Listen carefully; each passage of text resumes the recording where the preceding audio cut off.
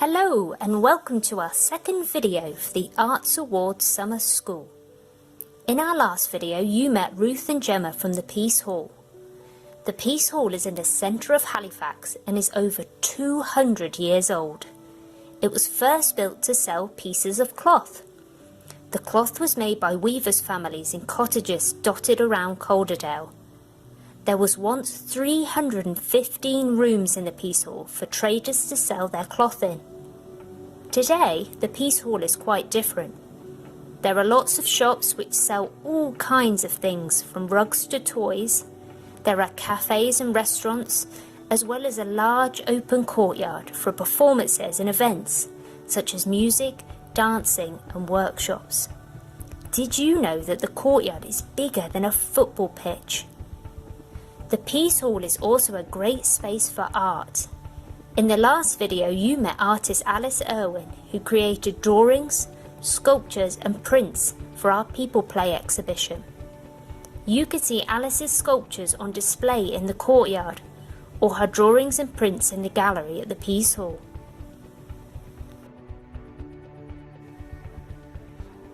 Today, Alice is going to show us her studio.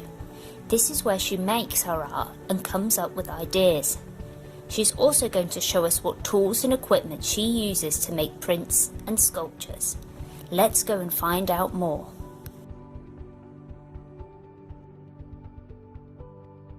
Hi everyone, my name's Alice Irwin. I'm going to give you a tour of my studio shortly. But before I start, I'm a London-based artist at the moment, and so is my studio. And I grew up in the countryside, spending most of my time outdoors. Where I found my love to become an artist was when I was at school. I found it really difficult.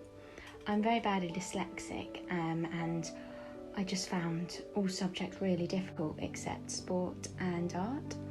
And then I just found that when I was in the art room, that I didn't need to worry about everything that I found really hard. I could just go and make whatever I wanted.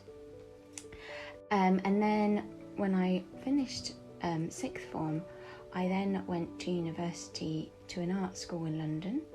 And then after that I did a master's.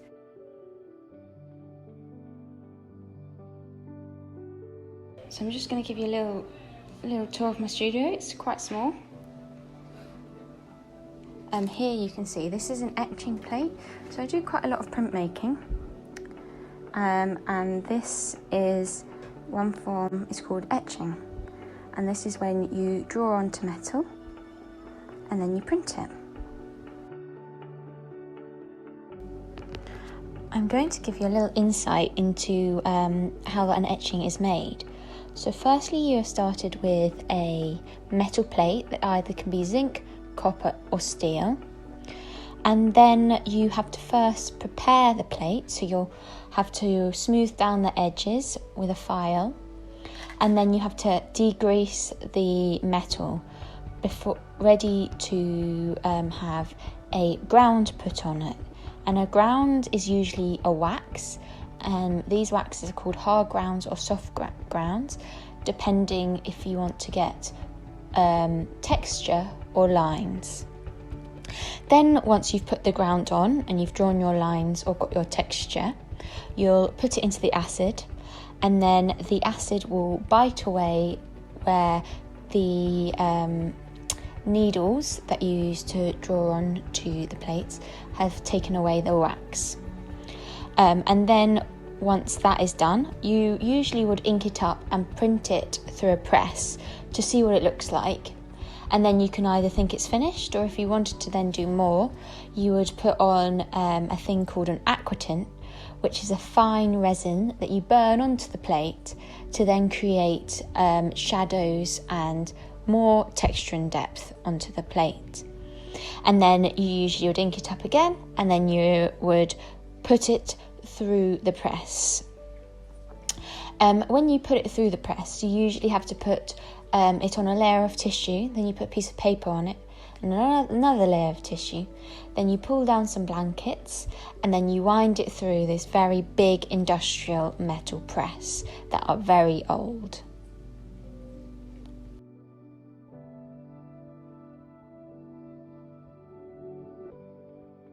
a burnisher and you rub the metal to create smooth and shiny sections.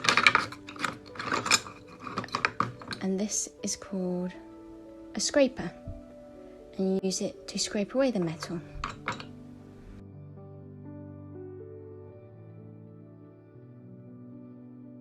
So just thought I'd show you some examples of etching. These are again done on that metal plate, just so you can see what they look like.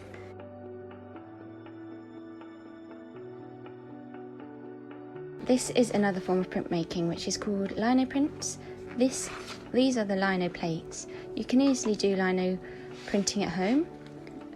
You can either buy lino and with some tools cut into it, or you can also just with a pencil and some foam draw into the foam and then ink it up and you can print it.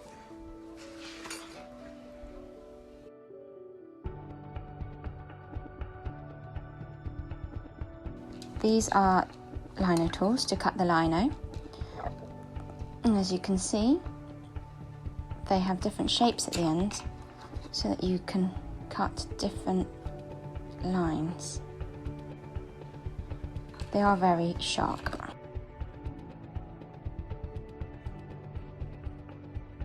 And these are lino prints. Use the technique I was saying that you can do at home. And these just are a few examples of some of the linos I've been doing. I did them while we were all having to be locked down, actually.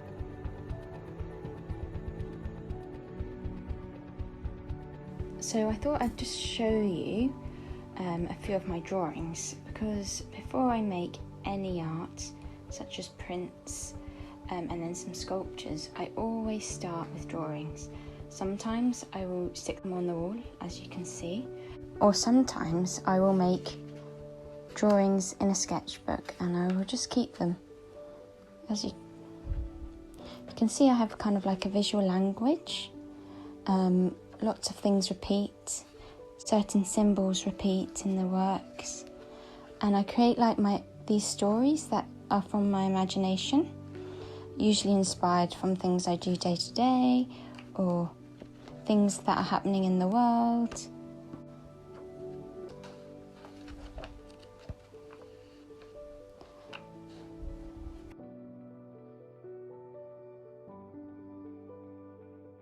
As well as prints and drawings, I also make sculptures.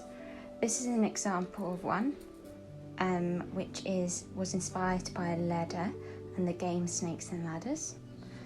And here is another ladder.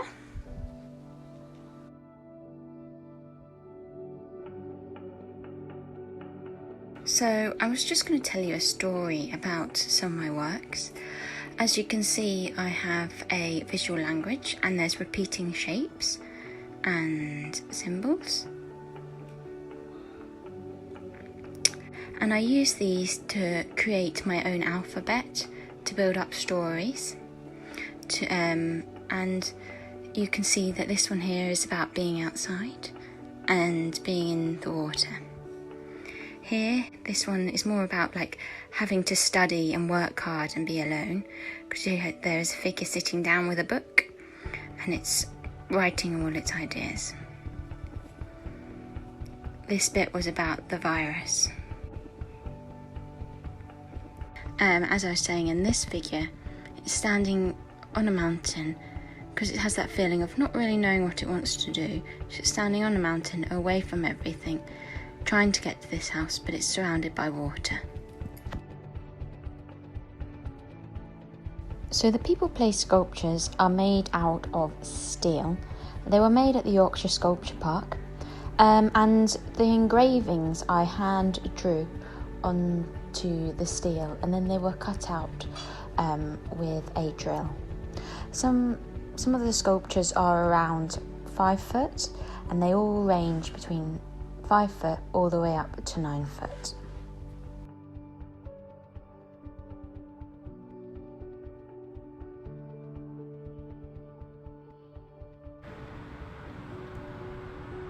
Currently I'm just doing a second coat on all of the sculptures.